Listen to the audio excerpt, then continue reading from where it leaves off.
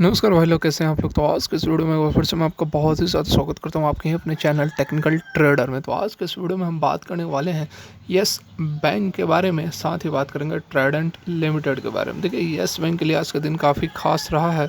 आज जो है एजीएम होने वाली थी डिश टीवी की, और उसमें कुछ ऐसे अपडेट निकल कर आ रहे हैं जो बिल्कुल आपको चौंकाने वाले हैं। यहाँ पूरी जो खबर निकल कर आ रही है एजीएम से रिलेटेड, सारा कुछ यहाँ पर अपडेट मैं आप लोगों के लिए लेकर आया हूँ। साथ में Q3 से भी कुछ खबर निकल कर आ रही है ट्राइडेंट के लिए। तो दोनों ही ज़बरदस्त यहाँ पर खबरें निकल कर आ रही हैं। रिक्वेस्ट रही कि वीडियो को पूरा देखें, अच्छा लगे तो लाइक करें, नहीं अच्छा लगे डिसलाइक करें। चैनल को सब्सक्राइब कर ले, बेल आइकन को भी हिट करें, और कोई भी इन्वेस्टमेंट या ट्रेड लेने से पहले अपने फाइनेंशियल एडवाइजर खुद के एनालिसिस कर ले, क्योंकि वीडियो एजुकेशनल पर्पज़ के लिए बनाई जा रही है। तो चलिए वीडियो को आगे बढ़ाते हैं। तो यहाँ पर देख सकते हैं यस बैंक के चार्ट पर हम आ गए हैं, और आज के डेट में बात करें तो पॉजिटिव न्यूज़ के बावजूद आज स्टॉक के अंदर हमें गिरावट देखने को मिली है। 2 से 2.5% की गिरावट आज के डेट में देखने को मिल रही है। कल जितना हमें तेज़ी देखने को मिली थी, लगभग उतनी ही गिरावट आज के डेट में भी देखने को मिली है। यहाँ पर आप देख सकते हैं, ये कल वाली ग्रीन कैंडल है और ये आज वाली रेड कैंडल है। अच्छी बात यह है कि 20 डेज़ ईएमए के ऊपर अभी भी है, और ऊपर जब तक है 20 डेज़ के ईएमए से, तब तक एक पॉजिटिव ट्रेंड की यहाँ पर हम एक्सपेक्टेशन कर सकते हैं। बात करें इंट्राडे के अंदर की, तो देखिए इंट्राडे में लगभग मार्केट ओपन हुआ और वहीं से फिर गिरावट, थोड़ी बहुत हमें गिरावट देखने को मिली, और पूरे दिन ओवरऑल यहाँ पर गिरावट ही होते रही। हालांकि बड़ी गिरावट नहीं है, लेकिन न्यूज़ अच्छी निकल कर आ रही थी, बहुत ज़बरदस्त खबर थी। उसके बावजूद यहाँ पर जो गिरावट हुई है इसको हम समझने की कोशिश करेंगे, और एग्जैक्टली मैं आप लोगों को वीडियो के अंत तक आप लोग पूरा मामला, पूरा मैटर यहाँ पर समझ लोगे। वहीं बात करें डिश टीवी के स्टॉक की, तो मार्केट ओपन होते डिश टीवी में काफ़ी हमें प्रेशर देखने को मिल रहा था। 4% के आसपास डाउन था, लेकिन अभी क्लोज होते होते डिश टीवी बिल्कुल फ्लैट है, और यहाँ पर यस बैंक के अंदर 2.5% की गिरावट दिख रही है। अब आप लोगों को मैं बताता हूँ जो कुछ अपडेट्स निकल कर आ रहे हैं। देखिए, बिल्कुल यहाँ पर एक्सक्लूसिव इन्फॉर्मेशन लेकर आया हूँ। अभी आपको नहीं कोई बताएगा यहाँ पर क्या अपडेट निकल कर आए हैं एजीएम से रिलेटेड, क्योंकि आज का दिन काफ़ी क्रूशियल, काफ़ी इंपॉर्टेंट था। 30 दिसंबर काफ़ी दिनों से चर्चा चल रही थी कि यहाँ पर एजीएम होने वाली है डिश टीवी की, यस बैंक अपने वोटिंग राइट्स का यूज़ करने वाला है। तो काफ़ी क्रूशियल डे रहा है।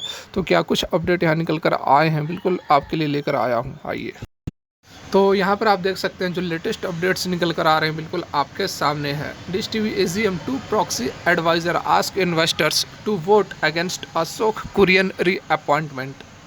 तो देखिए, इसमें कुछ टर्म्स हैं जो कि आपको समझ में नहीं आएंगे अभी, लेकिन वीडियो के साथ बने रहें, बिल्कुल एक एक चीज़ आपको मैं समझाने वाला हूँ।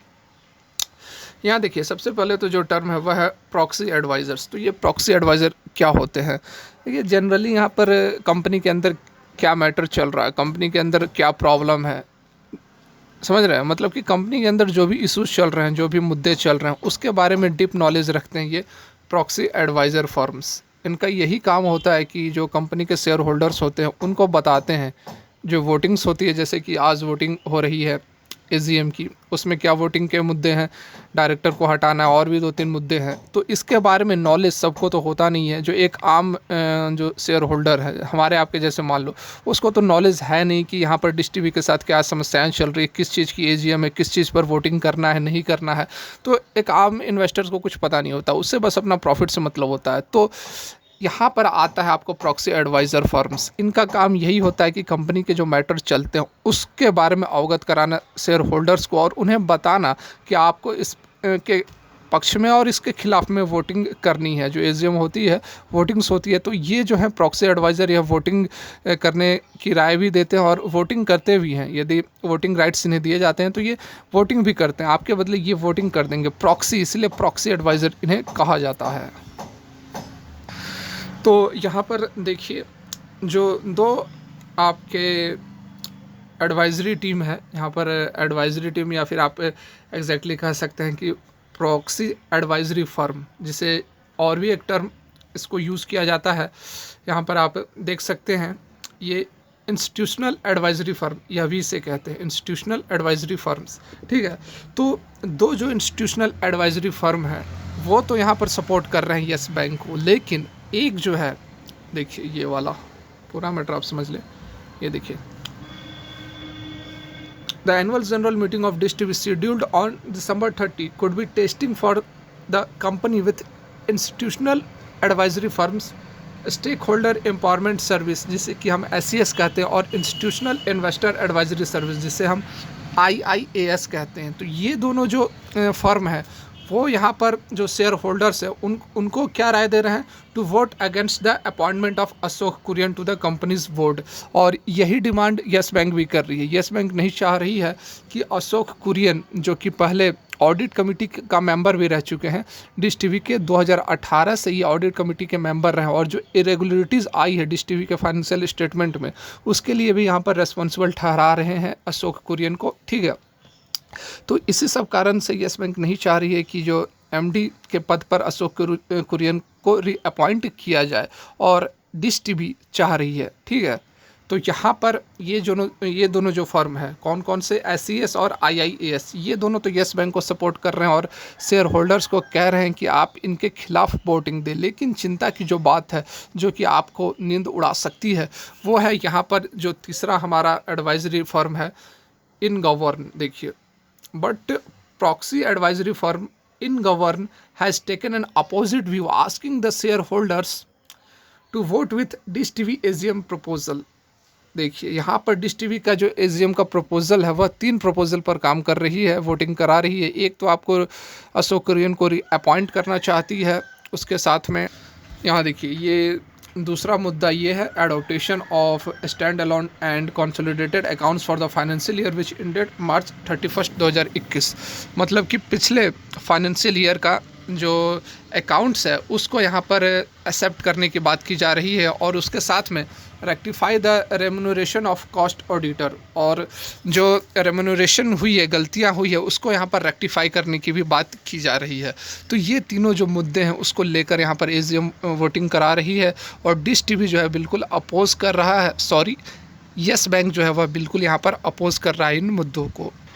देखिए, यहाँ पर येस बैंक जो है बिल्कुल नहीं चाह रहा है कि जो समस्याएं हुई थी येस बैंक के साथ, मैनेजमेंट की समस्याएं थी, उस तरह की समस्याएं डिश टीवी के साथ भी हो, क्योंकि सबसे बड़ा share holder at present yes bank है डिश टीवी का। तो डिश टीवी के साथ क्या समस्या है कि इसके जो अकाउंट्स हैं, फाइनेंशियल ईयर 21 की बात की जा रही है, जो इसका पहला रेजोल्यूशन है, यहाँ पर देख सकते हैं आप, ये वाली adaptation of stand alone and consolidated account for the financial year 21।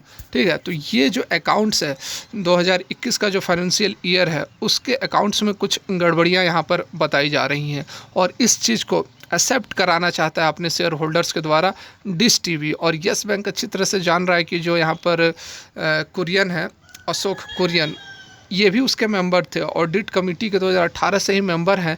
तो जो गड़बड़ हुई है अकाउंट्स में उसमें ये भी इन्वॉल्व्ड है, और अकाउंट तो गड़बड़ है ही, और जिसने किया है, मतलब कि दोनों जो प्रपोजल रखे जा रहे हैं यहाँ पर, ठीक है, बिल्कुल यहाँ पर जस्टिफाई नहीं कर रहे हैं किस तरह से पैसा इधर से उधर हुआ, किसने पैसा का घपला किया है, सारा कुछ यहाँ पर येस बैंक चाहती है क्लियरिटी। लेकिन डिश टीवी चाहती है कि नहीं, जो भी यहाँ पर फाइनेंशियल ईयर 21 का अकाउंट्स है उसको आप एक्सेप्ट कर ले, शेयर होल्डर्स एक्सेप्ट कर ले, उसके बाद यहाँ पर AGM में जो MD है वह अशोक कुरियन को बना दिया जाए, और जो भी गलतियां हुई है उसको रेम्यूनरेशन कर दिया जाए। लेकिन बिल्कुल यहाँ पर येस बैंक नहीं चाहती, और ये दोनों जो एडवाइजरी फंड हैं, फर्म्स हैं, ठीक है, SES और IIAS, ये बिल्कुल यहाँ पर येस बैंक को सपोर्ट कर रहे हैं। लेकिन एक जो चिंता की बात है, InGovern जो तीसरा प्रॉक्सी यहाँ पर आपको एक एडवाइजरी फर्म है, वह अपोजिट आपको येस बैंक को सपोर्ट नहीं कर रहा है। वह कह रहा है कि नहीं, अपॉइंटमेंट अशोक कुरियन का होना चाहिए।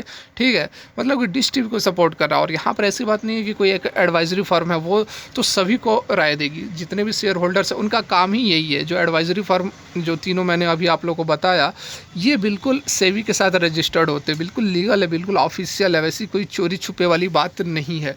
और InGovern जो कि येस बैंक के अपोजिट बात यहाँ पर कर रही है, वो देश की पहली एडवाइजरी फर्म है। ठीक है, तो यहाँ पर इसका भी मुद्दा, इसका भी वेट बनता है।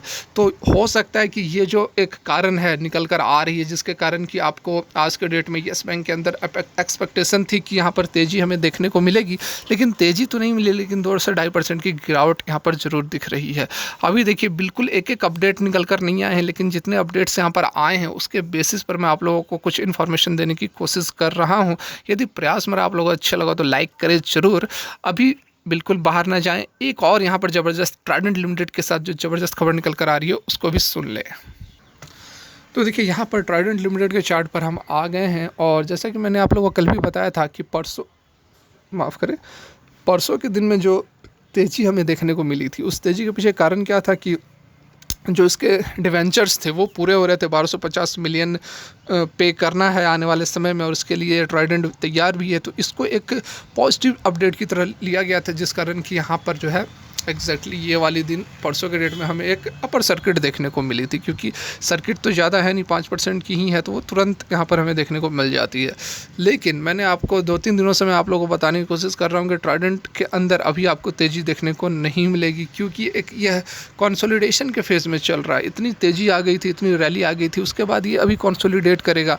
कुछ दिनों तक आपको इसी तरह की मूवमेंट देखने को मिलेगी। लेकिन यहाँ पर Q3 से जो अपडेट्स निकल कर आ रहे हैं, अच्छा खासा यहाँ पर जो एक्सपर्ट्स का मानना है, जो ओपिनियन है, उनका कहना है कि इसके जो रेवेन्यू है ट्राइडेंट के Q3 के रेवेन्यू, वह एज इट इज़ जो Q2 में हमें देखने को मिले थे उसी के आसपास देखने को मिलेंगे, उससे कम देखने को नहीं मिलेंगे, जो कि एक बहुत अच्छी बात है, क्योंकि अपने रेवेन्यू को यह मेंटेन कर रहा है। इवन दैट कि कोविड का भी सिनेरियो चल रहा है, उसके बावजूद इस तरह की जो खबरें निकल कर आ रही हैं, बहुत अच्छी बात है। जो ज़बरदस्त यहाँ पर आपको कुछ दिन आपको वेट करना पड़ेगा।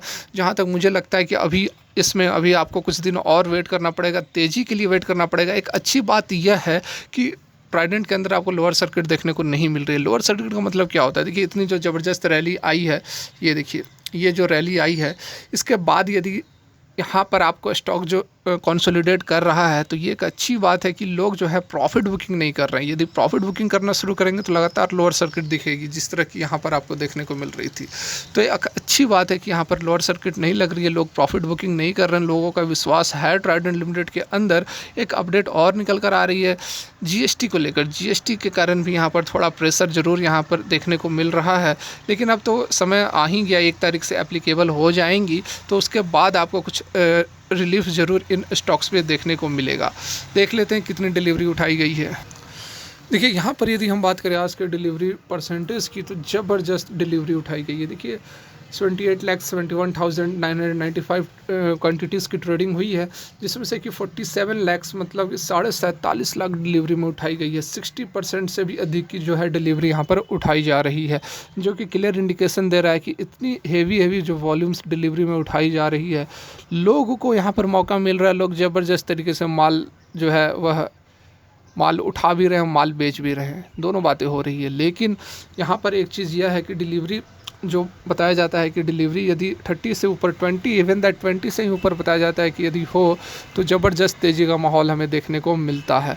यहाँ पर NSE जो कि हैवी वॉल्यूम NSE के ऊपर ही ट्रेड होती है, तो ये ज़बरदस्त यहाँ पर वॉल्यूम उठाई जा रही है। BSE के ऊपर भी 50% से ऊपर की डिलीवरी है। कल के डेट में भी 50% से ऊपर थी, आज भी 60% है।